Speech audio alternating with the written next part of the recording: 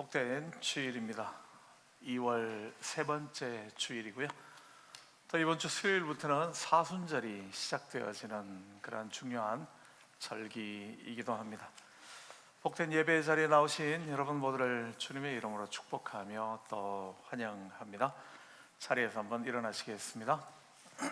함께 주변에 계시는 함께 예배 드리시는 분들 같이 인사 나누시며 좀 축복하도록 하겠습니다.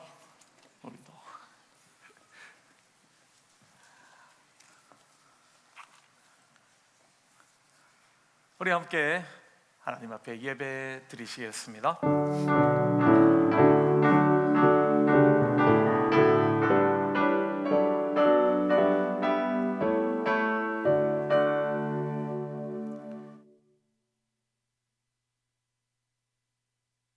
인자하심이 영원함이로다.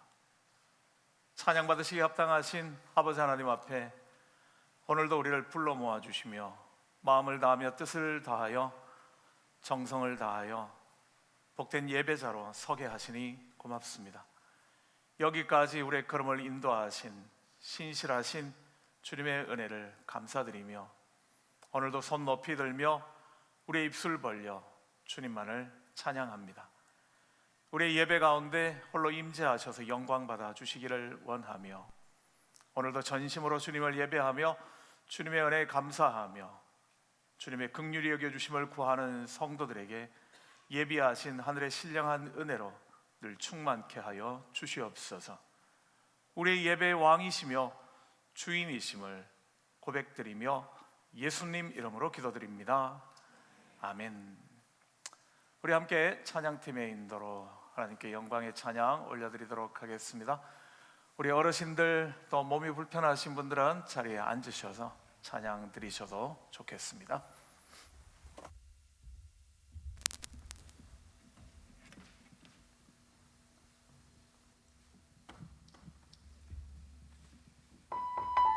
할렐루야. 찬양은 익숙하지 않으신 찬양일 수도 있지만 하나님께서 우리의 마음을 열어주시기를 기도합니다. 내 삶을 깨뜨립니다 라는 찬양입니다. 날 위해 십자가에서 깨트리신 사랑, 오늘도 그 사랑 안에 나 거합니다. 주님의 생명 내 안에 있고 주님의 사랑 날 강권하니 나 오늘도 주께 내 삶을 깨트립니다. 함께 고백하실까요? 오 주여, 오 주여 내 삶을 깨트립니다. 주 머리 위에 붓습니다. 내 모든 삶과 생명을 주님 얻으소서. 오 주여 내 삶을 깨트립니다. 주 머리 위에 붓습니다.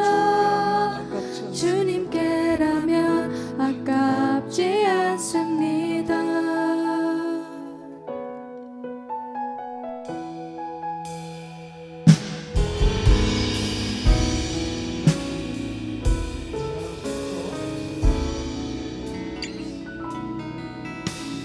날 위해 십자가에서 깨트리신 사랑, 오늘도 그 사랑 안에 나 거합니다. 주님의 생명 내 안에 있고 주님의 사랑 날 강권하니 나 오늘도 주께 내 삶을 깨트립니다. 날 위해 십자가에서 깨트리신 사랑, 오늘도 그 사랑 안에 나 거합니다. 주님의 생명 내 안에 있고 주님의 사랑 날 강권하니 나 오늘도 주께 내 삶을 깨트립니다. 우리의 삶을 하나님께 드립니다. 오 주여, 오 주여 깨뜨립니다. 주 머리 위에 붓습니다. 내 모든 삶과 생명을 주님 받으소서. 오주여 내 삶을 깨뜨립니다. 주 머리 위에 붓습니다. 주님께라면 아깝지 않습니다. 주님께라면 아깝지 않습니다. 계속해서 고백하실까요? 내 눈을 열어주소서.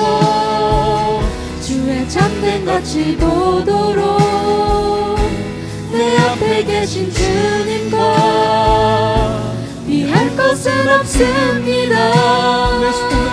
내 손에 남은 것 없이 아낌없이 다 드립니다. 주님 한 분만을 위하여 한 방울도 남김없이.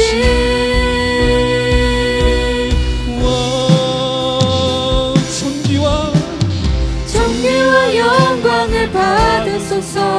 하나님 어린 양 예수 능력과 부와 지혜와 힘을 받으소서. 예수님 존귀와 영광을 받으소서. 존귀와 영광을 받으소서. 하나님 어린 양 예수 나라와 권세 영광 모두 주님. 다시 한번 고백하겠습니다. 존귀와 영광을 받으소서. 하나님 어린 양 예수 능력과 부와 지혜와 힘을 받으소서. 존귀와 영광을 받으소서. 하나님 어린 양 예수 나라와 권세 영광 모두 주님께. 나라와 권세 영광 모두 주님께. 주님께라면 아깝지 않습니다. 주님께라면 아깝지 않습니다. 내 삶을 깨뜨립니다. 주님. 아멘. 이제 함께 박수 주시면서 찬양하실까요?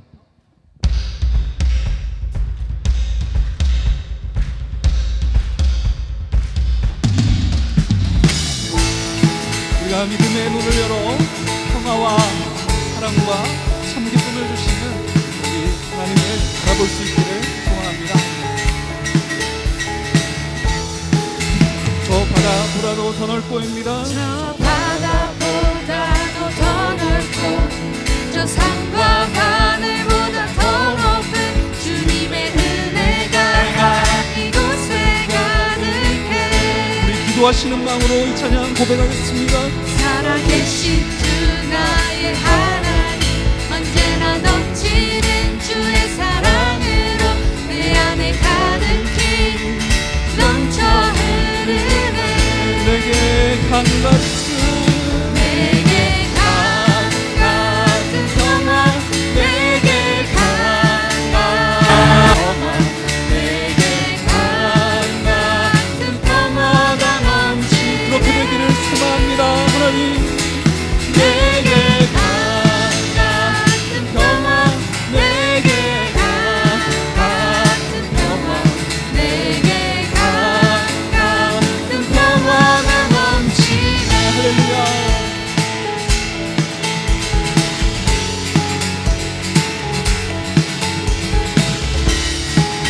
우리의 삶에 처한 현실이 아니라 우리가 기도하는 마음으로 찬양 하나님께 올려드리기를 소망합니다. 다시 고백하실까요? 저 바다보다도 더 넓고 저 산과 하늘보다 더 높은 주님의 은혜가 이곳에 가득해. 살아계신 주 나의 하나님 언제나 넘치는 주의 사랑으로 내 안에 가득히 넘쳐 흐르네. 내게 강같은 내게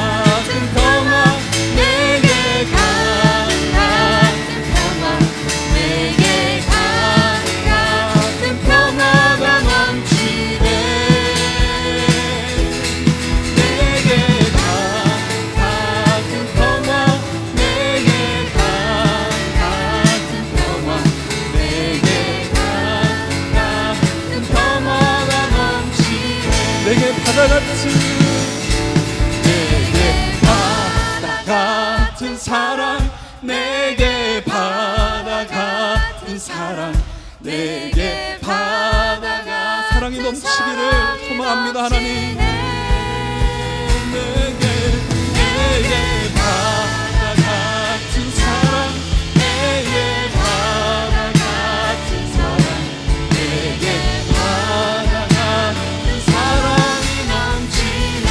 내게 샘솟는, 내게 샘솟는 기쁨, 내게 샘솟는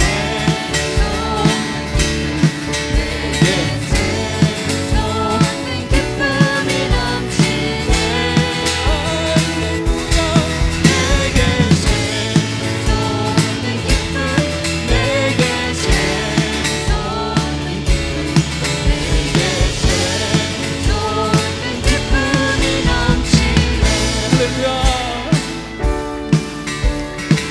우리가 십자가의 공병들입니다.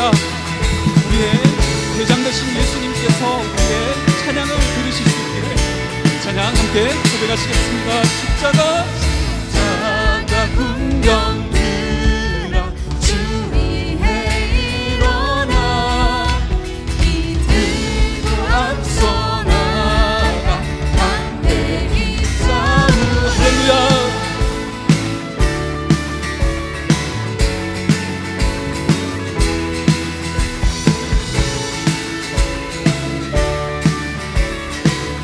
한번 고백하겠습니다. 십자가 군병들아, 십자가 군병들아 주 위에 일어나, 이들도 앞서 나가 담대히 싸우라.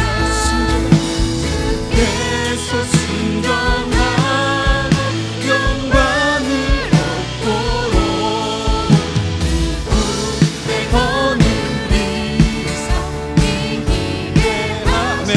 고백하겠습니다. 십자가 군병들아 주 위에 일어나, 나팔 소리 듣고 곧 나가 싸우라. 수 없는 원수 앞에 주 따라갈 때에 주 예수 힘을 주사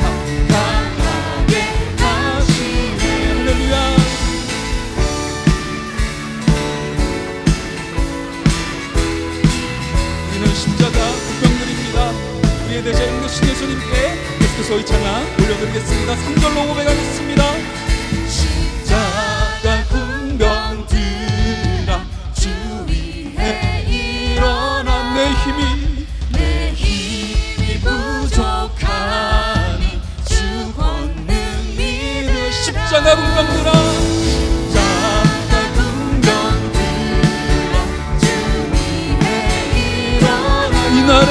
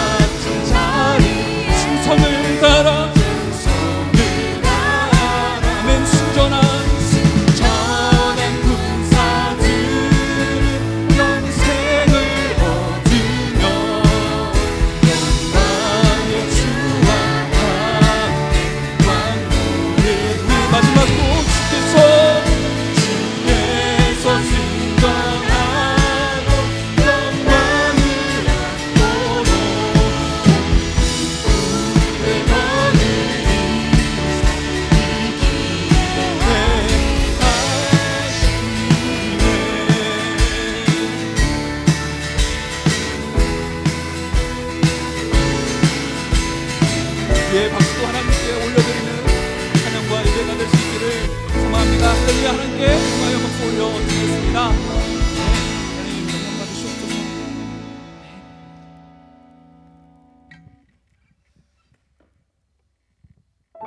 이제 끝으로 오늘 받으실 말씀을 준비하시는 마음으로 찬양 하나님께 올려드릴 수 있기를 소망합니다.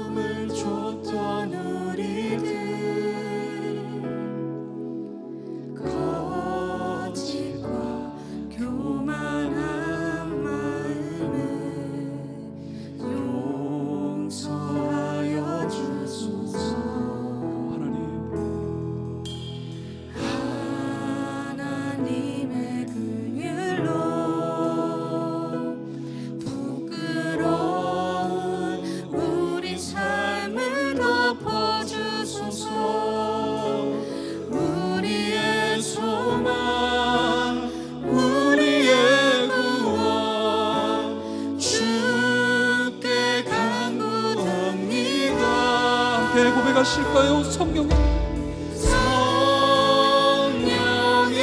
불로 나의 마음을 태워주소서. 성령님 성령의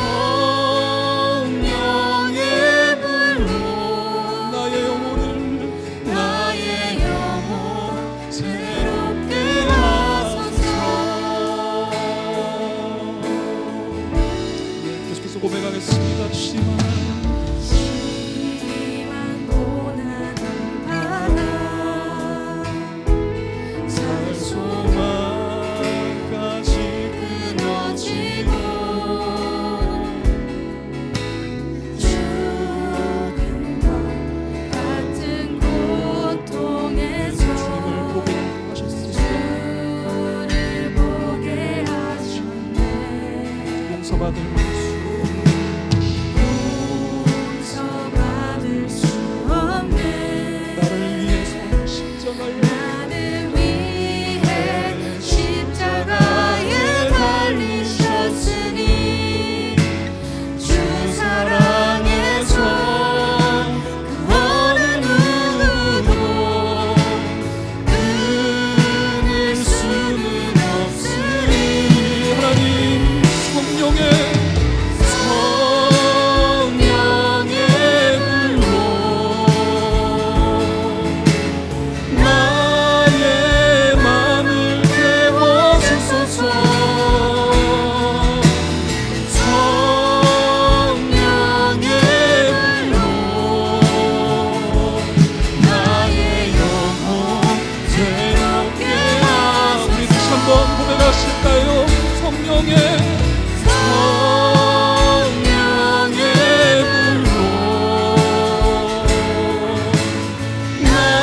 나의 마음을 태워주소서. 성령의 불로 나의 영혼 새롭게 하소서. 목소리로만 한번 고백하실까요? 성령의 불로 나의 마음을 태워주소서. 나의 마음을 태워주소서. 성령의 불로 나의 영혼 새롭게 우리 다시 한 번만 하소서. 고백하겠습니다. 목소리로 고백하실까요? 성령의 성령의 불로 나의 마음을 태워주소서.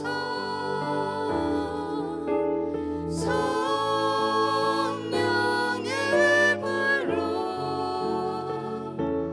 나의 영혼 새롭게 하소서. 이제 자리에 앉으셔서 계속해서 기도하시고 함께 나가겠습니다.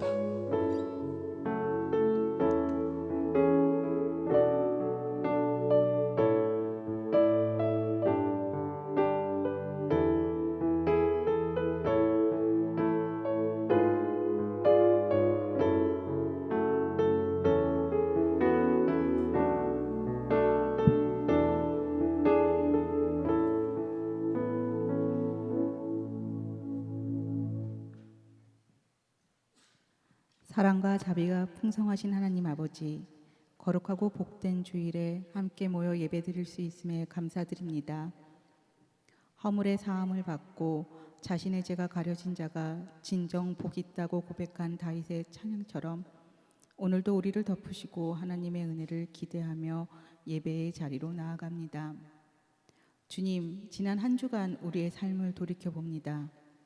때때로 죄를 숨기며 마음의 간사함으로 우리의 잘못을 인정하지 않았던 허물들을 고백합니다. 우리의 부족함과 연약함을 잘 알기에 날마다 하나님의 은혜 없이는 살 수 없음을 고백하며 우리의 허물들을 깨끗게 하시고 회복시켜 주시옵소서. 주님, 이번 주 제 수요일을 시작으로 사순절의 거룩한 여정을 시작합니다. 너는 흙이니 흙으로 돌아갈 것이니라 하신 말씀을 기억하며 우리 존재의 유한함과 죄인됨을 깊이 성찰하게 하옵소서. 십자가의 길을 걸으신 예수님을 묵상하는 이 기간, 우리 성도들의 심령을 성령으로 충만하게 채워 주시옵시고, 우리 힘으로는 주님의 사랑을 닮을 수 없사오니 성령님께서 우리 마음에 임재하셔서 이기적인 마음은 녹여주시고 십자가의 거룩한 사랑을 부어주옵소서. 말과 혀로만 사랑하지 않게 하시고 성령의 도우심을 힘입어 사랑을 베푸는 삶을 살게 하옵소서. 지난 주간 돌봄부의 거리사역과 에베네셀과 함께한 찬양 집회, 케임 하이시 튜빙데이 등 런던 한인 장로교회의 다음 세대들이 함께하는 기쁨을 주셨음에 감사드리며, 저희에게 맡겨주신 다음 세대들이 하나님의 말씀 위에 바르게 세워지게 하옵소서. 이 일을 위해 눈물로 씨를 뿌리는 사역자들과 교사들에게 지혜와 능력을 더하여 주셔서 우리 공동체의 미래를 책임지는 사명을 넉넉히 감당케 하옵소서. 주님, 우리가 살고 있는 이 캐나다 땅을 위해 간구합니다. 주님이 세우신 이 땅에 하나님의 뜻과 창조의 질서가 온전히 회복되기를 소망합니다. 최근 텀블러 리지에서 발생한 총격 사건으로 슬픔에 잠긴 피해자 가족들을 위로하여 주시고, 이 땅 가운데 폭력과 어둠이 물러가며 오직 주님의 통치와 평화가 이 땅에 가득하게 하시고, 조국 대한민국 또한 지켜주셔서 한국교회가 사랑을 실천하고 빛과 소금의 사명을 감당케 하옵소서. 이 시간 우리 공동체 안에 있는 여러 형편들을 주님께 아뢰니다. 육신의 질병으로 기도하는 환우들에게 주님이 친히 그들의 은신처가 되어 주시옵시고, 이민 생활의 고단함과 경제적 위기, 관계의 아픔 속에 있는 성도들을 보호하여 주시옵시며, 교회의 어른 되시는 에녹회 회원님들의 건강을 지켜주시고 그분들의 기도가 교회의 든든한 버팀목이 되게 하여 주시옵소서. 또한 어린 자녀를 키우는 젊은 가정들을 기억하시어 고단한 육아의 현장 속에서도 주님이 주시는 위로를 경험하게 하시고, 부모와 자녀의 신앙이 함께 성장하며 믿음의 가정으로 든든히 세워가게 하옵소서. 오늘 예배 후 2025년 결산 재직회로 모입니다. 한 해 동안 우리 교회에 베풀어 주신 헌신과 예물들이 하나님 나라를 위해 어떻게 쓰였는지 돌아볼 때 은혜에 감사드리며 기쁨이 넘치게 하여 주시옵소서. 오늘 드려지는 모든 예배를 위해 준비하는 손길들 기억하시고, 말씀을 선포하시는 담임 목사님께 성령의 권능을 더하여 주시고, 또한 영육간의 강건함을 지켜주시옵소서. 이 모든 말씀 우리를 죄에서 구원하신 예수 그리스도의 이름으로 기도드립니다. 아멘.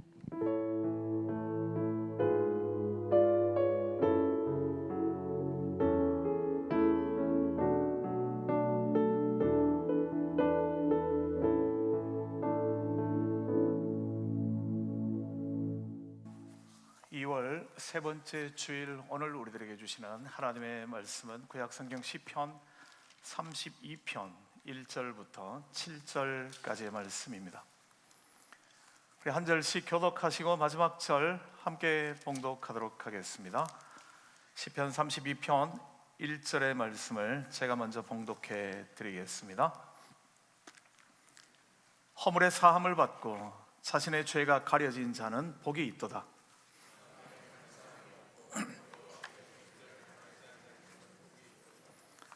내가 입을 열지 아니할 때에 종일 신음함으로 내 뼈가 쇠하였도다.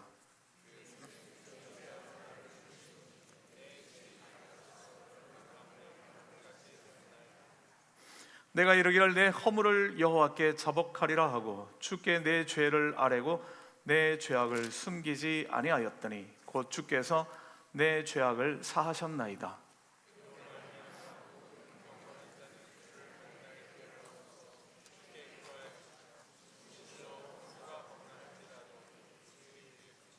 함께 봅니다. 주는 나의 은신처이오니 환난에서 나를 보호하시고 구원의 노래로 나를 두루시리이다. 아멘. 시편 1편의 말씀, 지난주 우리가 함께 나누시면서 무엇을 많이 가지고 있는 사람, 또는 자기가 소망하는 무엇을 성취한 사람, 우리는 일반적으로 그런 사람이 복 있는 사람이다 그렇게 말하지만, 성경이 말씀하는 복 있는 사람은 그런 사람을 말하고 있는 것이 아님을 함께 확인하셨습니다. 시편 1편이 말하고 있는 복 있는 사람이라는 것은 바른 길, 마땅히 있어야 할, 마땅히 서야 할 그 올바른 자리에 서 있는 사람, 그리고 그 자리에서 하나님의 말씀을 늘 묵상함으로 말미암아 하나님의 은혜 안에 거하는 사람, 그가 바로 복 있는 사람이다.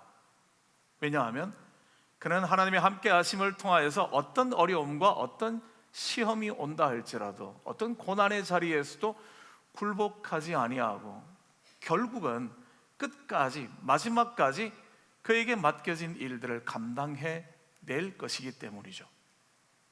결코 막힘이 없는 삶을 살아가게 되어지는 형통한 삶이란 무엇인가 내가 원하는 대로 이루어지는 삶을 의미하는 것이 아니라 그 무엇에도 굴복하지 아니하고 끝까지 하나님의 길을 걸어가는 사람, 그 사람이 바로 복 있는 사람이다. 그렇게 우리가 함께 말씀을 나누었습니다. 오늘 시편 두 번째로 복 있는 사람에 관하여서는 시편 32편의 말씀을 가지고 묵상해 보려고 합니다. 시편 32편에서 다윗은 복 있는 사람에 대하여 이렇게 말씀을 해주고 있죠. 허물에 사함을 받는 사람, 자신의 죄가 가려진 사람, 여호와께 정죄를 당하지 아니하는 사람, 그가 바로 복 있는 사람이다. 그렇게 말씀해 줍니다. 이 말씀을 조금 더 쉬운 현대인의 성경을 가지고 보면 이렇게 기록합니다. 죄를 용서받고 잘못을 용서받은 사람은 행복한 사람입니다. 여호와께서 더 이상 그에게 죄를 묻지 않는 사람, 그 사람이 복 있는 사람입니다. 그렇게 말해주고 있습니다. 시편 32편의 말씀대로 한다면 이런 말씀이겠죠. 죄를 짓지 않는 사람, 그 사람에 관하여 이야기하는 것이 아니라 죄를 지었지만 그러나 그 죄를 하나님 앞에 용서함을 받은 사람, 그래야 더 이상 죄에 대한 거리낌을 가지고 있지 아니한 사람, 그가 바로 복 있는 사람이다 하는 그러한 말씀입니다. 이 고백은 다윗의 자전적인 고백이 되어지죠. 다윗은 하나님의 마음에 합한 사람 그랬습니다. 그랬기 때문에 그는 하나님 앞에 특별하게 선택을 받았었죠. 그가 골리앗이라는 장수, 많은 이스라엘 용사들조차도 그와 맞닥뜨리기를 싫어했던, 전쟁터에서 잔뼈가 굵은 아무도 그를 이길 수 없다라고 말할 수밖에 없는 그 골리앗이라는 사람에 대하여 사람들은 다 두려워했지만 다윗은 두려워하지 않고 당당하게 그에게 나가서 맞서 싸웠습니다. 나는 만군의 여호와의 이름으로 너에게 나간다, 그의 고백이죠. 보여지는 그 사람의 외모, 그가 가지고 있는 경력을 두려워한 것이 아니라 나는 하나님을 두려워하는 사람이라, 그래서 네가 두렵지 않다. 하나님을 향한 신앙이었기 때문에요. 하나님께서는 그를 귀히 여겨주셨죠. 그가 사울 왕에게 쫓겨 도망다니던 시절만 해도 그렇습니다. 왕이 자기를 죽이려고 하니까 도망다닐 만한 곳이 없을 거 아닙니까? 그렇지만 그는 사울에게 쫓겨 도망다니는 그 와중에도 하나님께서 그의 보호자가 되시고 인도자가 되신다는 사실을 잊지 않았던 사람이었죠. 인간적인 생각이라면 사울을 죽일 만한 기회가 두 번이나 주어졌을 때에 응당 죽이는 것이 마땅했을 텐데요. 그는 인간적으로 본다면 어리석은 선택을 하는 거죠. 자기를 죽이려는 사람을 죽일 기회가 되었는데도 그를 죽이지 않고 살려보내게 되어집니다. 하나님께서 이 모든 문제를 처리해 주실 것이다, 그렇게 그는 하나님께 모든 일을 맡겨드렸기 때문에요. 내가 그를 칼로 죽이는 그런 악한 일은 하지 않겠다, 비록 나의 생명을 노리는 사람이라도. 그가 그렇게 할 수 있었던 이유는 모든 것을 갚아주실, 심판하실 하나님에 대한 분명한 확신을 가지고 있기 때문에 가능한 일이었죠. 그래서 하나님께서는 그를 귀히 여기셔서 사울의 뒤를 이은 이스라엘의 두 번째 왕이 되게 만들어 주셨습니다. 하지만 다윗이 이 모든 것을 다 얻게 되고 난 다음 그는 오히려 참담한 죄악을 저지르게 되어지죠. 모든 것이 다 편안해졌고 다 이루게 되어졌을 때 오히려 그는 자신의 자리를 잃어버리게 되어집니다. 해서는 안 되는 일, 악한 일, 자기의 부하 장수의 아내를 취하게 되어지는 그런 일을 하게 되죠. 용케 용케 다 다 무마시켰다고 생각했습니다. 아무도 발견하기 전에, 깨닫기 전에 모든 문제를 다 잘 덮었다고 생각했습니다. 우리아까지 감쪽같이 죽였으니까요. 그렇지만 하나님께서는 그를 찾아오셨고 그의 죄를 드러내시죠. 많은 사람들 앞에서요. 하나님께서 그의 죄를 드러내시기로 결정하셨을 때에 나단 선지자가 그에게 나와서 그의 잘못을 지적하게 되었을 때에 다윗의 모습은 그랬습니다. 그는 하나님께서 그를 책망하시는 앞에 변명하지 않고 핑계하지 않았던 거죠. 그는 그 자리에서 바로 하나님께 엎드리게 되어집니다. 그는 눈물로 회개하게 되어지죠. 그것이 바로 시편 6편의 말씀과 시편 51편의 말씀이 바로 그때에 그가 하나님 앞에 무릎 꿇었던 회개했던 이야기들을 기록해 놓고 있는 장면입니다. 이 시편 6편과 시편 51편의 뒤를 이어 시간이 좀 경과되고 난 다음 그 다음 쓴 시가 바로 오늘 시편 32편의 시입니다. 이 시의 배경도 그가 하나님께로부터 책망받고 난 다음에 그의 죄를 지적당하고 난 다음 그 다음에 쓴 시라는 거죠. 시간이 좀 지났습니다. 그는 이 시에서 이렇게 고백하고 있죠. 내가 입을 열지 아니할 때에 종일 신음함으로 내 뼈가 쇠하였습니다. 앞에 말은 이런 말입니다. 내가 입을 열지 아니하였을 때에, 이 말은 내가 죄를 지었는데도 죄를 이야기하지 않고 입을 꽉 다물고 있을 때에 그때 있었다라는 거죠. 그때 나는 종일 신음하는 자였습니다. 그리고 나는 내 뼈가 쇠하는 것을 경험했습니다. 사람들 모르게 모든 문제를 다 잘 덮었기 때문에요, 아무도 말할 사람이 없어졌습니다. 그러면 이제 마음의 평안을 누리고 살았는가? 그렇지 못했다라는 거죠. 하나님께서 그에게 죄를 드러내시기 전에도 그는 계속해서 깊은 고통의 시간을 보내왔다라고 이야기를 하고 있습니다. 4절의 말씀은 주의 손이 주야로 나를 누르시오니 내 진액이 빠져서 여름 가뭄에 마름같이 되어버렸습니다 라고 이야기하죠. 내가 늘 그 죄로 말미암아 사람은 아무도 모르지만 잘 덮었고 문제는 잘 지나간 것 같지만 나는 불면의 밤을 보낼 수밖에 없었습니다. 나는 온통 내 삶 가운데서 신음하며 고통할 수밖에 없었습니다.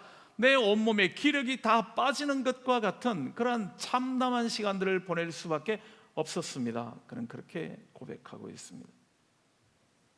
하나님께서 그의 죄를 드러내셨을 때에 그는 오히려 그 자리에서 두말하지 않고 엎드릴 수 있었던 이유는 지금까지 덮고 지나왔던 시간이 평안의 시간이 아니었기 때문에 그런 거죠.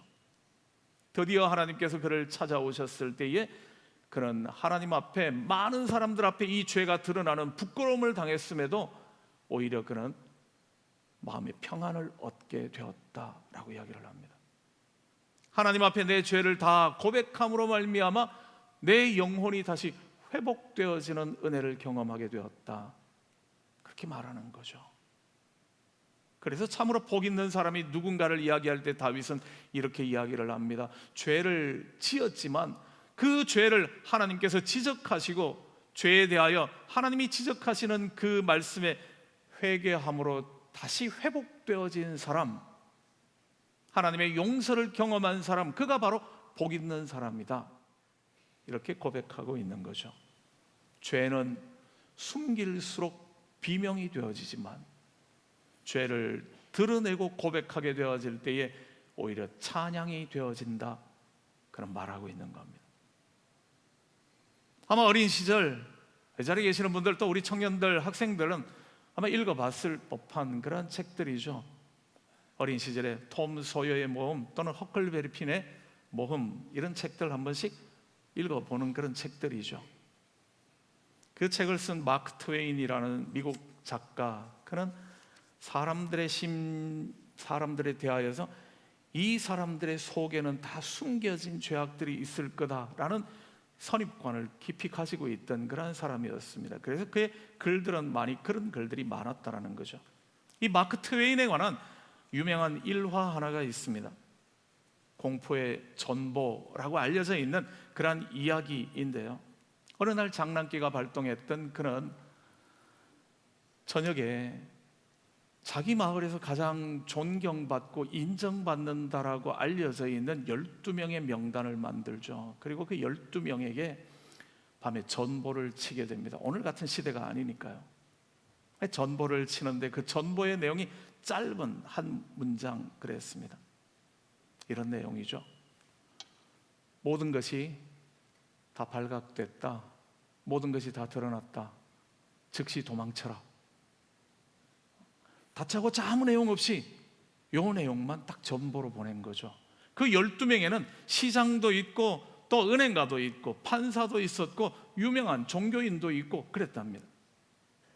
밤 늦은 시간에 이 전보를 보내고 난 다음 날 아침 되었을 때 깜짝 놀랄 만한 일에 직면했다고 이야기를 합니다. 왜냐하면 그 12명 중에 한 명도 남지 않고 다 도망갔다라는 거죠. 밤새 어디로 갔는지 없어졌다라는 겁니다. 이 이야기 들으면 진짜 실화일까? 그럼 그 도시가 다 발칵 뒤집혔을 텐데 싶지만 마크 트웨인에 관한 일화로 알려져 있는 이야기입니다.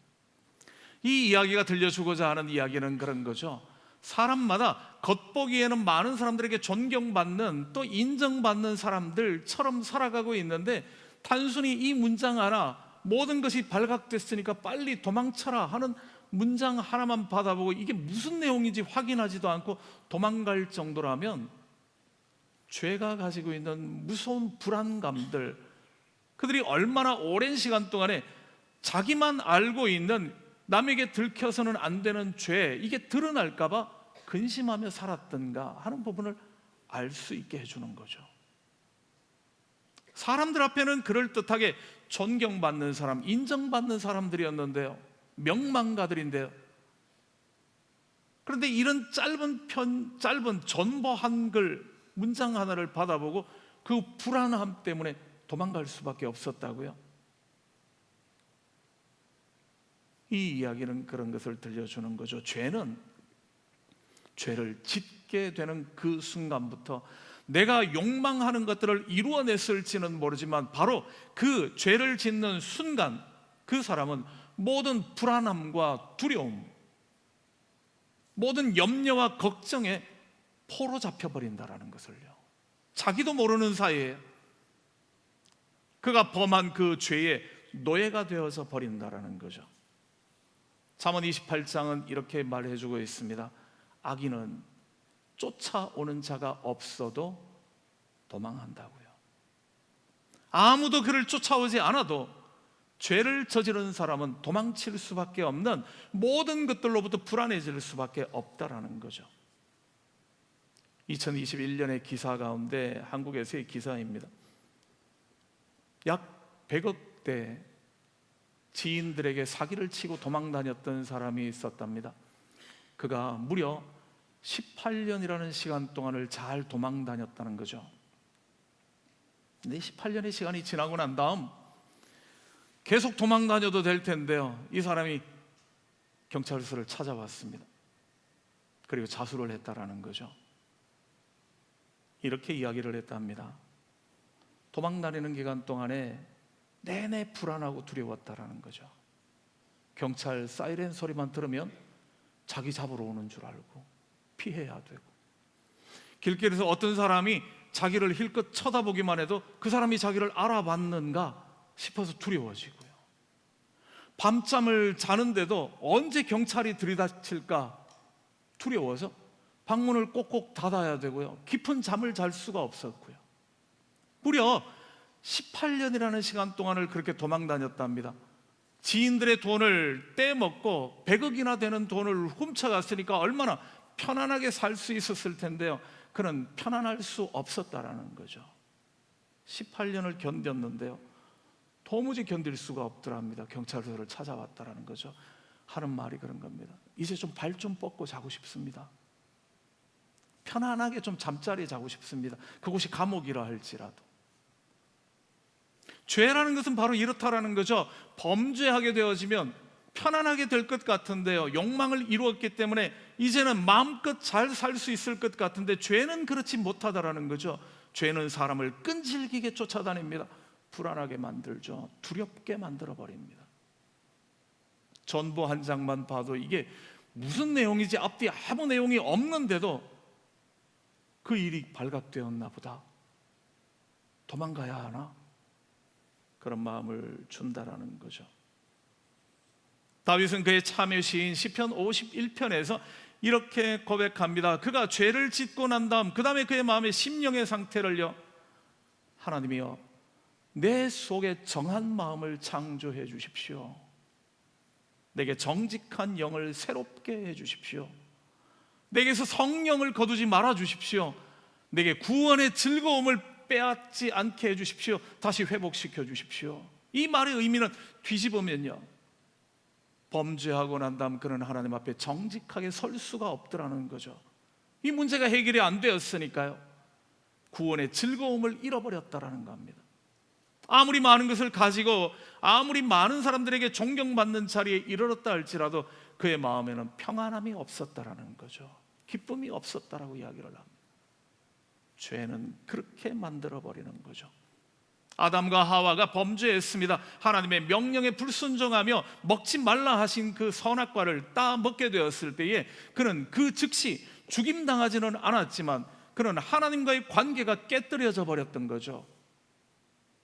에덴 동산에 살고 있으면서 그는 기쁨이 없는 삶이 되어져 버렸습니다. 이전이라면 하나님께서 동산에 그니시는 모습들을 보게 되어지면 그는 즐거움으로 하나님 앞에 나아가서 하나님을 맞으며 즐거워하며 기뻐하며 하나님과 대화하는, 근데 죄를 짓고 난 다음에는요, 하나님께서 그를 찾아오시는 모습을 볼 때에 그는 두려워서 나무 뒤에 숨게 되어지죠.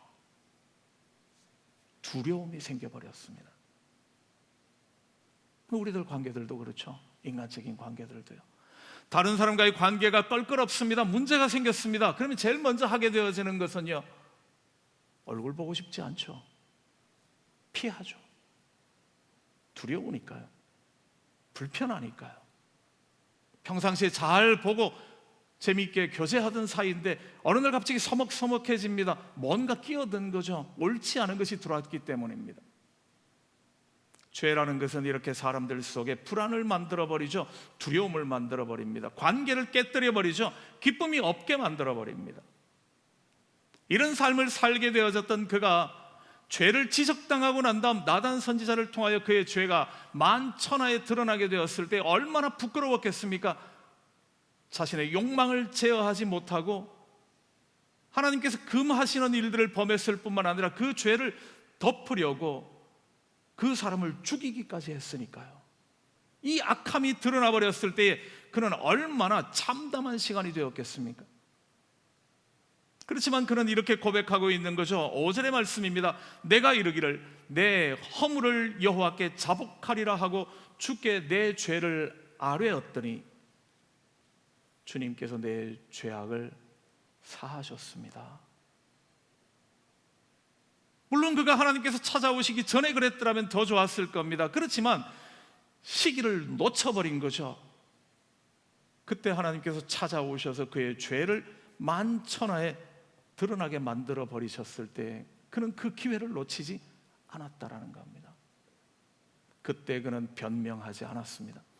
그때 그는 하나님 사람들에게 핑계하지 않았다라는 거죠.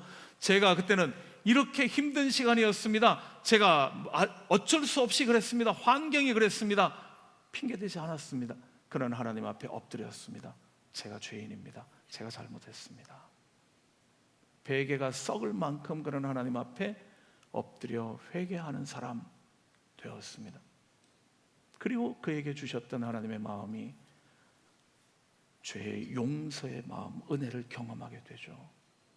내가 내 죄를 하나님 앞에 다 아뢰었더니만 주께서 내 죄악을 사해 주셨습니다. 용서해 주셨습니다. 다시 시작할 수 있게 해주셨습니다. 그 은혜를 경험했던 겁니다. 다시 시작할 수 있는 회복의 은총을 경험하게 되었을 때에, 그래서 그는 시편 32편을 통하여 이렇게 이야기를 합니다. 누가 복 있는 사람입니까? 죄 짓지 않는 사람이 복 있는 사람이겠죠. 그는 에덴 동산에 사는 사람일 테니까요. 그렇지만 죄를 지었다면요, 그의 죄를 숨기는 것이 아니라 하나님 앞에 고백함으로 죄의 용서함을 경험하게 되어지는, 하나님께서 다시는 이 죄를 기억하지도 않겠다라고 말씀해 주시는 그 선언을 경험하게 되어질 때에 그 사람이 바로 복 있는 사람입니다. 죄의 용서를 경험한 사람요. 우리는 하나님 앞에 나오면 하나님께서는 모든 죄들을 용서해 주시고 다시 회복시켜 주신다라는 것을 알지만 죄를 드러내고 고백하는 일을 참 두려워하죠. 내가 저지른 죄 가운데 있게 되어지면 두려움과 염려로부터 결코 자유하지 못함을, 내 뼈가 썩는 것을 경험하게 되어지며 밤잠을 자지 못하는 두려움이 내게 찾아올 수밖에 없다라는 사실을 알면서도 우리는 덮을 수 있는 만큼 죄를 덮어보려고 하는 거죠. 죄는 결코 숨겨지지 않는다라는 사실을 경험으로도 너무 잘 알고 있으면서도요, 죄가 가지고 있는 무서운 속성이 바로 그렇습니다. 죄가, 내가 죄를 지었는데도 이것은 숨길 수 있다라고 이야기를 해주는 것은 우리를 더 큰 수렁 속으로 끌어들이는 무서운 사탄의 더 큰 유혹이 되어지는 거죠. 숨길 수 있는 죄는 없는 법입니다. 우리가 저지르는 모든 죄들은, 하나님 앞에 옳지 않은 행동들, 옳지 않은 마음들은 회개를 통해서만이 해결되어질 수 있죠. 그 외의 방법은 없는 법입니다. 거룩함을 이야기하시는 하나님께서 이스라엘 민족들에게 제사법들을 가르쳐 주신 이유는 너희가 죄를 지을 수밖에 없는 존재들이니까 죄를 짓게 되면 이러한 과정을 통하여 죄를 용서함 받으라는 의미에서 많은 제사법들을 주셨던 거죠. 하나님께서는 죄를 깨닫고 하나님 앞에 나와 엎드리는 자들의 죄를 용서해 주시는 분, 그렇기 때문입니다. 하나님께서 죄를 드러내시기로 마음 먹으셨다면, 아니면 우리가 죄를 숨기려고 할 때에 하나님께서 찾아오셔서 죄에 대한 불편한 마음들을 허락하신다면 그것은 단순한 심판의 이야기만은 아닙니다. 그것의 더 깊은 의미는 하나님께서 우리를 회복시키시기를 원하신다라는 거죠. 그 회복을 위한 마지막 기회입니다. 부끄럽기는 하지만, 또는 고통스럽기는 하지만 죄를 하나님께서 많은 사람들 앞에 드러내 버리셨습니다. 숨겨졌던 죄가 드러났습니다. 그렇다면 그 순간은 하나님 앞에 회복될 수 있는 좋은 기회입니다. 놓치지 않아야 할 기회라는 거죠. 아간이라는 사람은 여리고 성 싸움에서 하나님께서 하셨던 명령을 어기게 되어지죠. 예루살렘 성은 가나안을 정복하기 위한 첫 번째 성이라, 그렇기 때문에 이 성은 하나님께서 주시는 하나님의 역사를 경험하게 되어지는, 하나님의 전쟁을 알게 되어지는 첫 번째 성이기 때문에 그 성은 우리의 힘으로 무너뜨리는 것이 아니라 하나님께서 무너뜨리심을 경험하게 되어지는 겁니다. 그리고 난 다음 그 성에 있는 것들은 하나도 취하지 마라. 모두 다 불살라야 한다. 모두 다 진멸해야 한다. 그랬지만 아간은 그러지 않았죠. 그는 그 가운데서 외투 한 벌을 훔쳤습니다. 금덩이 하나, 은덩이 하나 몰래 자기의 장막에다 갖다 숨겨놓게 되죠. 그는 자기만 그런 것이 아니라 다른 사람도 그랬을 수 있다고 생각했을지 모릅니다. 그리고 그것은 아무도 모르게 행해진 거니까 아무도 알 수 없을 거라고 생각했죠. 하지만 하나님께서는 그를 찾아오십니다. 이 가운데 하나님의 약속을, 하나님의 명령을 어긴 사람이 있다, 그를 찾아내겠다, 하나님께서 그렇게 말씀하시며 이스라엘 민족들 가운데 찾아오시죠. 이스라엘 지파를 다 모아놓고 각 지파의 대표되는 사람들, 그들을 제비 뽑게 됩니다. 누구의 죄 때문인가를 하나님께서 찾겠다라는 거죠. 12지파를 모아놓고 제비를 뽑았을 때에 첫 번째로 뽑혀 나온 지파가 유다 지파였습니다. 유다 지파의 사람들을 다 모아놓고 그들을 각 족속별로 나오게 했을 때에 그 가운데서 유다 지파 중에서 뽑혔던 족속은 세라 족속이 뽑히게 되어집니다. 세라 족속을 그 가족대로 다 나오게 하고 누구에게 이 죄가 있는가를 찾아내실 때에 삽디의 가족이 잡히게 되어지죠. 삽디의 가족을 차례대로 나오게 했을 때에 뽑혔던 사람이 아간을 잡아내시게 됩니다. 왜 이런 긴 과정을 거쳐가는 걸까요? 하나님께서 그냥 말씀하실 수 있잖아요. 내가 다 알고 있다. 아간을 잡아내어 죽여라. 뭐 그럴 수 있지 않겠습니까?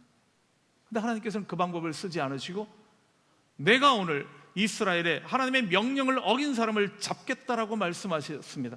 그리고 기회를 주신 거죠. 지파별로 나와라. 족속별로 나와라. 가족 단위로 나와라. 아간에게 주신 기회 아닐까요? 하나님께서 내 죄를 알고 계시는구나. 내가 회개해야 하는구나. 그가 만약에 유다 지파가 뽑혔을 때에 제가 잘못했습니다. 접니다. 그랬더라면 어떻겠습니까? 세라 족속이 잡혔을 때에 그때만이라도 나를 잡으러 오시나 보다. 그랬다면 기회가 있었지 않겠습니까? 그런 지금 끝까지 버티고 있는 거죠. 자기가 잡힐 때까지요. 하나님께서 죄를 드러내시고 잡겠다라고 말씀하실 때에 해야 할 일들은 하나님 앞에 죄를 회개하고 하나님의 은혜를 구하는 일이라야죠. 그렇지 않게 되어질 때에 그는 더 참담한 일을 경험할 수밖에 없어지는 겁니다. 죄를 드러내시겠다라는 것이 단순히 심판하시겠다라는 의미만이 아니라 이제 죄를 회개할 수 있는 마지막 기회를 주겠다, 다시 시작할 수 있는 기회를 준다, 그런 의미이기도 하니까요. 그때가 바로 하나님의 긍휼을 구해야 할 때입니다. 나단 선지자가 그를 찾아와서 바로 하나님 앞에 악한 사람이 다른 사람이 아니라 당신이 하나님 앞에 악한 사람입니다 라고 이야기할 때에 다윗이 했던 것처럼 그렇습니다, 접니다. 핑계하지 않고 변명하지 않고 그 앞에 무릎 꿇어서 하나님께서 용서해 주시기를 구하게 될 때에 끔찍한 죄를 저질렀던 사람, 용서받을 수 없는 죄를 저질렀던 사람이지만 하나님께서는 그에게 다시 한번 기회를 허락하시죠. 그런 다시 회복되어지는 은혜를 경험하게 되어집니다. 그래서 그는 복 있는 사람이 되어지죠. 다시는 하나님께서 그 죄를 기억하지 않겠다 하시는 그 약속의 말씀을 그가 붙잡았기 때문에 그는 복 있는 사람이 될 수 있었던 겁니다. 그 은혜를 경험하고 그는 시편 32편에서 이렇게 노래하는 거죠. 누가 복 있는 사람입니까? 허물의 사함을 입은 사람입니다. 누가 복 있는 사람입니까? 죄를 고백함으로 말미암아 하나님께서 그 죄의 용서를 경험한 사람이 진짜 복 있는 사람입니다. 하나님께로부터 다시 시작할 수 있는 기회를 얻은 사람이 복 있는 사람입니다. 그럼 그렇게 노래하게 되어지는 겁니다. 죄를 짓지 않을 수만 있다면 죄를 짓지 않으면 좋겠죠. 그가 가장 복 있는 사람일 겁니다. 그런 하나님과 늘 에덴 동산에서 사는 기쁨을 경험하게 될 겁니다. 하지만 우리는 이 땅의 육신을 가지고 살아가고 있는 부족함과 한계가 많은, 미련하고 어리석음이 많은 우리들은 죄를 지을 수밖에 없는 존재들, 그렇죠? 누구든지 죄 없다 하는 자는 하나님 앞에 거짓말하는 자라 그러셨기 때문에요. 우리는 허물이 많은 사람들, 그렇습니다. 때로는 죄인 줄도 모르고 죄를 짓기도 하죠. 때로는 죄인 줄 알지만 그것 내가 작은 위기를 모면하기 위하여 또는 작은 이익을 얻기 위하여 죄된 자리에 서게 될 때들도 많을 겁니다. 우리의 연약함과 우리의 어리석음과 미련함들이 우리로 하여금 죄를 짓게 만드는, 그렇죠? 그래서 누구도 예외일 수는 없는 법입니다. 그럴 때에 죄를 지은 모두가 다 죄인일 수밖에 없지만 그 죄의 문제에 대하여 지적당하게 되거나 나를 깨닫게 해주실 때의 반응은 각각 다를 수밖에 없다라는 거죠. 어떻게 반응하십니까? 내가 죄를 깨닫게 되었을 때에 끊임없이 핑계하며 변명합니까? 아마 죄인들이 많이 하는 변명들, 이런 변명들 어떻습니까? 어쩔 수가 없었다고요. 그 상황이라면 누구라도 그럴 수밖에 없을 거라고요. 그렇게 자기의 죄를 변명하는 이들도 많이 만나죠. 이런 변명은요, 다들 그렇게 하지 않습니까? 아니, 이 정도 죄도 안 짓는 사람 어디 있습니까? 그런 핑계들을 대지는 않습니까? 저 사람도 다 알고 보니까 그 정도 죄는 가지고 있는데요, 나라고 뭐 특별한 겁니까? 그렇지는 않습니까? 이 정도의 죄는 지어도 괜찮은 것 아닌가요? 여기까지는 용인되는 것 아닙니까? 오늘 시대는 딱 한 번이었습니다. 많이 들어보던 소리죠. 누구 때문입니다. 어떤 환경 때문입니다. 누가 나를 충동질해서 그렇습니다. 나는 원래 그런 사람이 아닌데 그 사람의 그 말 때문에 내가 그런 죄를 저지를 수밖에 없었고, 그 상황에 그런 일들이 부닥치니까 나도 모르게 그렇게 반응할 수밖에 없었습니다. 별하별 우리는 핑계거리들과 변명거리들을 내놓을 수 있을 겁니다. 하지만 변명과 핑계는 내 책임을 덜어낼 것 같지만 하나님께서 주시는 마지막 기회를 거절하는 것이기도 함을 잊지 않으시기를요. 아마 요즘 밤잠 못 자는 사람들 많을걸요. 미국이나 뭐 우리 같은 서민들은 아니고요. 미국이나 뭐 유럽의 지금 정가의 재계의 무슨 나름대로 이름을 떨치던 사람들 중에서 그런 사람 많을걸요. 누구요? 제프리 앱스타인 지금 명단이 아니면 그 파일이 얼마나 밝혀지는가에 따라서 지금 아마 고통스러울 사람 많을걸요. 결코 덮고 넘어갈 수 있는 문제는 아니죠. 이런 결과가 올 줄 알았다면 아마 안 그랬을 겁니다. 잘 덮여질 줄 알았겠죠. 그러나 기억해야 할 것, 죄는 결코 그러지 않는다라는 것을요. 죄가 우리를 찾아오게 되어지고 죄를 우리를 드러내게 되어질 때에 그때 할 수 있는 일, 핑계와 변명은 대답이 아닙니다. 또한 낙심하고 절망하는 것도 대답은 아닙니다. 하나님께서 죄를 드러내신다고 해서 이제 낙심해버리고 절망하는 것, 그러려고 하는 것은 아니기 때문에요. 가룟 유다와 같이 예수 그리스도를 팔아버렸습니다. 그의 마음 가운데 양심에 찔려서 얼마나 두려웠고 얼마나 마음이 아팠는지 모릅니다. 그러나 그가 선택했던 일, 자기의 목을 매는 일은 최악의 선택인 거죠. 그가 그 자리에서 해야 할 선택은 자기가 저지른 잘못에 대하여 하나님께 용서를 구하며 엎드렸었어야지만 할 겁니다. 절망하고 낙심해버리는 것은 하나님 앞에 있는 사람들의 태도가 아니기 때문에요. 하나님께서 하나님의 사람들에게 원하시는, 범죄한, 실수한, 잘못을 저지른 사람들에게 원하시는 것은 죄의 문제를 덮어놓고 해결하려고 하지 말라는 거죠. 드러냈을 때에 변명과 핑계로서 모면하려고 하지 말라는 겁니다. 하나님 앞에 겸손함으로 엎드리라고요. 회개하라고요. 눈물 흘리며 그 자리를 돌이키라고요. 다시는 그러지 않겠다라고 결심하라고요. 주님께서 우리들에게 원하는 것고, 그 사람이 바로 복 있는 사람이라는 거죠. 왜냐하면 그는 하나님을 경외하는 사람만이 하나님 앞에 죄를 고백할 수 있으니까요. 죄에 대한 안타까움들을 가지고 하나님이 드러내실 때에 고통스럽지만 아프지만 그 죄 앞에 자신이 다시 시작할 수 있는 기회를 얻을 줄 아는 사람, 그가 바로 하나님의 크신 은혜 안에 있는 사람이기 때문에 그렇습니다. 그렇게 다윗은 그의 경험을 가지고 이렇게 권면하죠. 6절의 말씀입니다.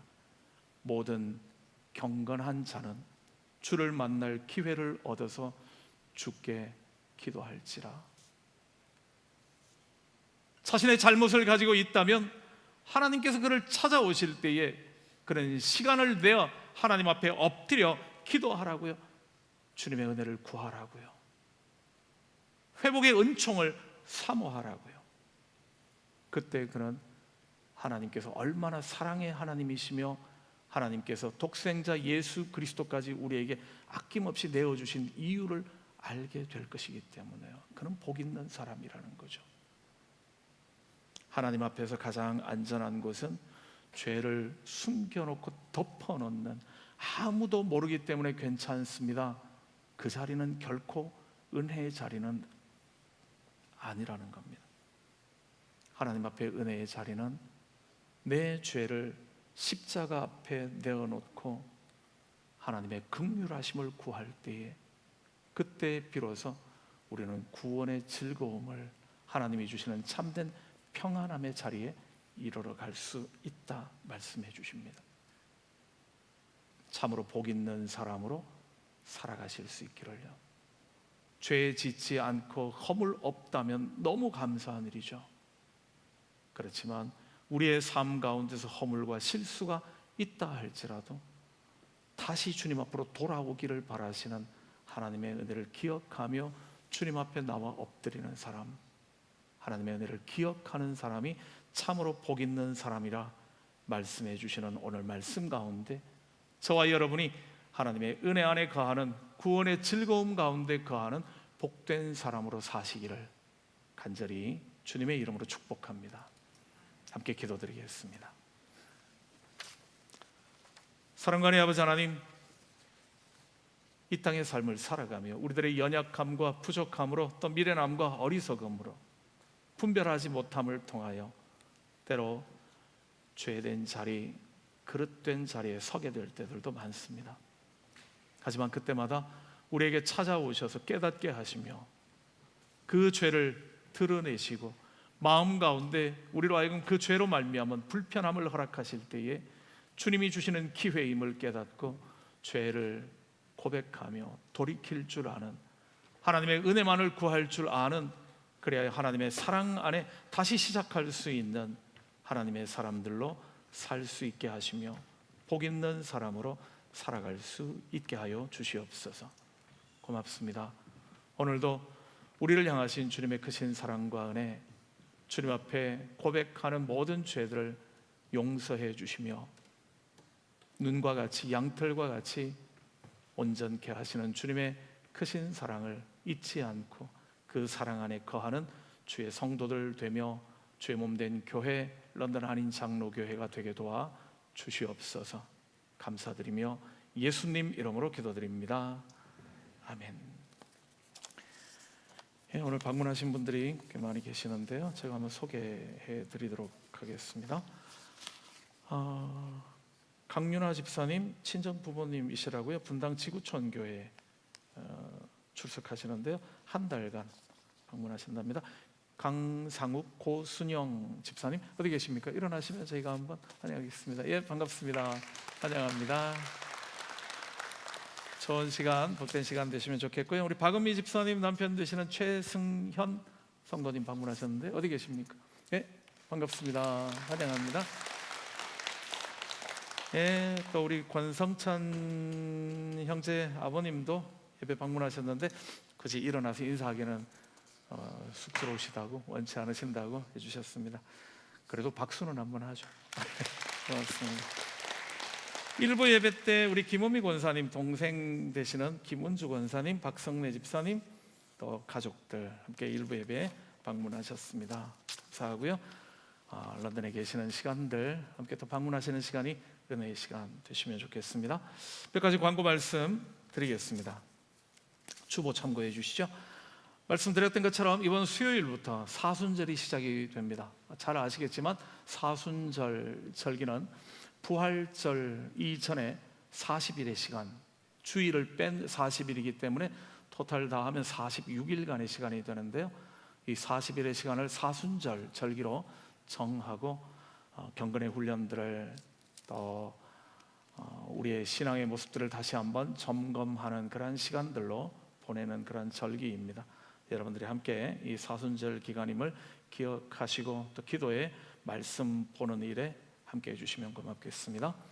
예배 드리고 난 다음 이 자리에서 결산 재직회 가지겠습니다. 결산 재직회 바로 가지기보다는요, 자리들 그래도 정리가 필요하니까요, 한 10분 15분 시간 드리겠습니다. 정리하고 난 다음 의자들 다 치우고 난 다음 우리 재직회, 결산 재직회 2025년 한 해 동안 우리 교회 재정 상황이 어땠는지, 헌금 상황들도 그 재정들을 어디다 사용했는지 하는 부분들을 다 여러분들에게 보고하는 시간이니까요, 우리 재직들은 함께 남아주시고요. 다음 주는 결산 공동의회입니다. 세례교인 이상들은 함께 참여하셔서 우리 교회 작년에 한 해 동안의 재정이 어떠했는지 하는 부분들을 함께 쉐어하고 또 질문하실 수 있는 시간 드리도록 하겠습니다. 함께 참여해 주시기 바랍니다. 이번 화요일 날, 내일 모레 화요일 날 에녹회 어르신들 우리 원래회 겸 떡국 잔치가 있습니다. 그날이 구정이기 때문에 특히 함께하는 시간들 가지게 됩니다. 화요일 날 낮 12시에 드림센터에서 모임 가지니까 기억해 주시고요. 에녹회원들 함께 다 모이셔서 좋은 시간들 되시면 좋겠습니다. 유스코스타 런던 지역 기도회가 이번 토요일 날 저녁 7시 런던 순복음교회에서 모인다고 합니다. 누구라도 환영합니다. 다음 세대에 대한 관심이 있는 모든 분들 함께 오셔서 함께 하시면 좋겠고요. 함께 기도회 모임 은혜의 시간들 되시기를 바랍니다. 2월달 구역 모임 광고 나와 있습니다. 또 부활주일에 세례 입교 유아 세례 받으실 분들 신청해 주시기를 바랍니다. 3월 첫 번째 주일까지 신청 받도록 하겠습니다. 제자반 19기 203 과정, 또 사역반 12기 303 과정이 3월 첫째 주간부터 시작합니다. 광고 드립니다. 한인회비, 오늘 한인회에서 오셨는데요, 예배 마치고 난 다음 우리 앞에 테이블을 준비해 놓겠습니다. 예전에 우리가 자주 했었고요, 교회가 그렇게 해드렸는데요, 런던 지역에 있는 한인회를 돕기 위한 그러한 마음으로 교회 방문하고 또 찾아가서 우리 한인회비 납부하기가 쉽지가 않으니까 이렇게 교회로 방문해 주시면 우리가 한인 회비들을 납부할 수 있는 시간들, 그래서 한인회가 잘 운영이 될 수 있도록 돕는 시간들을 가지는데요, 제가 아까도 잠깐 여쭤보니까 마음 주시는 대로 도네이션 받습니다 뭐 이렇게 이야기하시던데, 그러면 또 너무 큰 금액을 내실려나 아니면 너무 적은 금액을 내시려나 모르겠습니다만, 예전에 우리가 늘 하던 대로는 할인회비 1년에 50불, 가정당 1년에 50불 그렇게 되어져 있는 걸 제가 기억하는데요, 참고하셔서 여러분들 한인회를 위하여 한인회 회비들 함께 협조해 주시면 고맙겠습니다. 마치고 난 다음에 앞에 라비에 테이블이 준비되어져 있습니다. 마지막 광고 하나는요, 우리 김종희 집사님 모친 박옥신 권사님 청운교회 출석하고 계시는데요,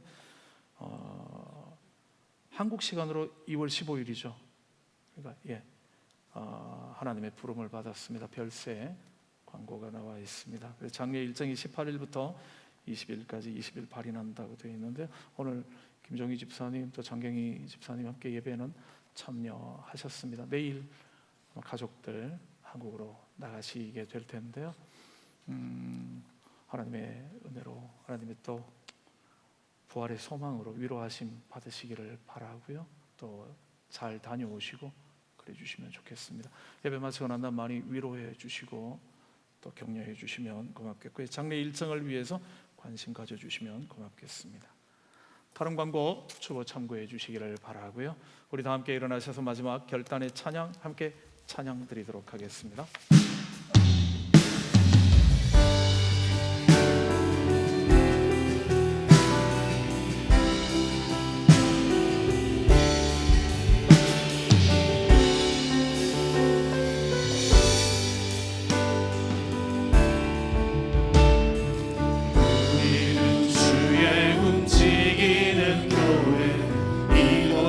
주님을 위한 자리, 내가 기도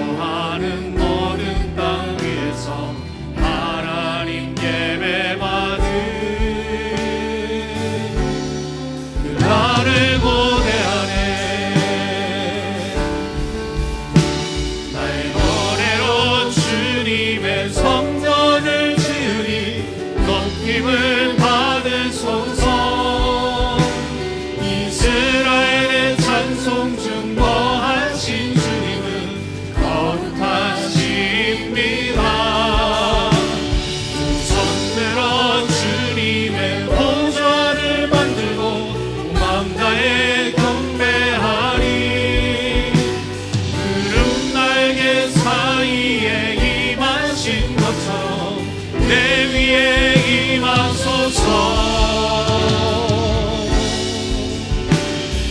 하나님 우리가 이곳에 섰으니 땅을 치유하소서. 하나님 우리가 어디에 있든지 주를 높이리라.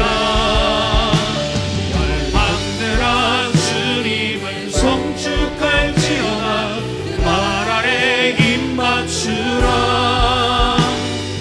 영원한 통치자 주 예수 그리스도 그는 위대하신 왕. 우리는 주의 움직이는 교회. 이곳은 주님을 위한 자리. 내가 기도하는 모든 땅 위에서 하나님 예배받은 그날을 고대하네. 우리 재직회는 55분 50분? 자리 하여튼 한 10분 정도 시간 드리겠습니다. 함께 하고요. 나가서 커피 또는 다과 좀 드시고 난 다음에 바로 들어와 주시면 좋겠고요. 자리는 우리가 앞에서 장로님이 안내 한번 해주시죠. 한 100석 정도 남겨주시고 나머지 좌석들은 정리해 주시면 고맙겠습니다. 기도드립니다. 좋으신 아버지 하나님, 주님의 크신 사랑과 은혜에 감사드리며 귀하고 복된 주의 날 우리들이 다른 곳에 있지 않고 하나님을 예배하는 자리에 있게 하시니 고맙습니다. 우리를 향하신 아버지 하나님의 크신 사랑과 은혜들을 늘 기억하게 하여 주시기를 원하며 그 크신 사랑 가운데 살게 하여 주시옵소서. 슬픔을 당한 가정이 있습니다.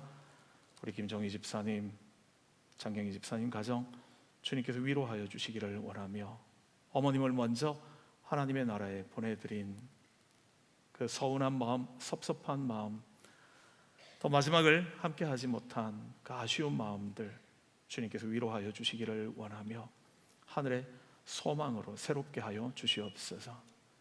이 땅에서의 시간들은 끝이지만 영원한 하나님의 나라에서 또한 더 아름다운 모습으로 만날 그날을 소망하며 이 땅에서의 믿음의 길들을 끝까지 잘 다름박질할 수 있게 하여 주시기를 원하며 모든 장례 절차들을 통하여 가족들이 하나 되게 하여 주시옵고 믿음 안에 하늘의 소망으로 더 새로워지는 복된 시간 가질 수 있게 하여 주시옵소서.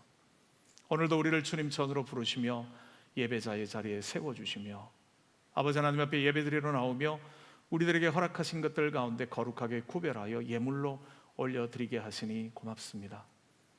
하나님의 나의 주인 되심을 고백하는 모든 심령들 가운데 가정 가운데 필요한 아버지 하나님의 은혜로 충만하게 채워주시기를 원하며 이 예물이 쓰여지는 곳 가운데도 함께하여 주셔서 고난 가운데 있는 이들이 위로함을 받으며 혼자 힘들어하며 눈물 흘리는 이들의 눈물을 닦아주는 일에 쓰임되는 예물들이 되게 하여 주시옵소서. 낙심하며 고통하는 심령들 가운데 새 소망을 불러일으키는 그러한 일에 쓰임받는 예물들이 되게 하셔서 그 땅 가운데 하나님의 나라는 더욱 든든히 세워져 가게 하여 주시옵소서. 먼 길 출타 중인 성도들 가고 오는 발걸음 은혜와 평강으로 인도하여 주시기를 원하며 육신의 질병으로 고통하며 병석에서 주님의 치유의 은혜를, 회복의 은혜를 간구하는 이들에게 아버지 하나님 주님의 손을 얹으시며 쾌유케 하여 주시옵고 회복의 은혜로 주님 앞에 더욱 기쁨과 감사함으로 나올 수 있는 그런 은총 더하여 주시옵소서. 여러 가지 기도의 제목으로 답답한 상황들 가운데 주님의 위로하심과 힘주심을 구하는 이들에게 오늘도 힘이 되시며 능력이 되어 주시옵고 모든 수고한 무거운 짐들을 대신 져주시며 주님의 평안을 더하여 주시옵소서.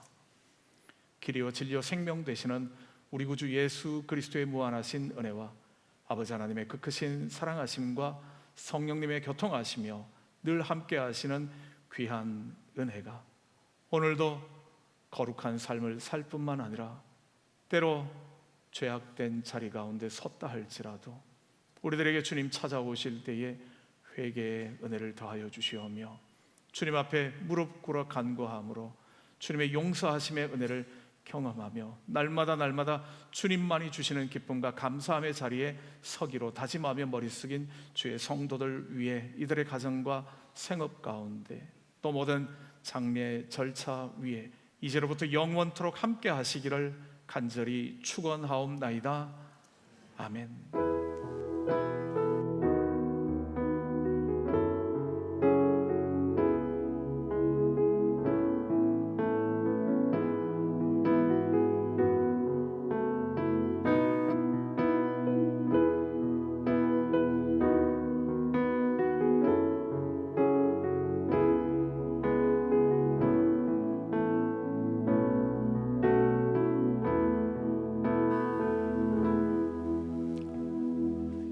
예배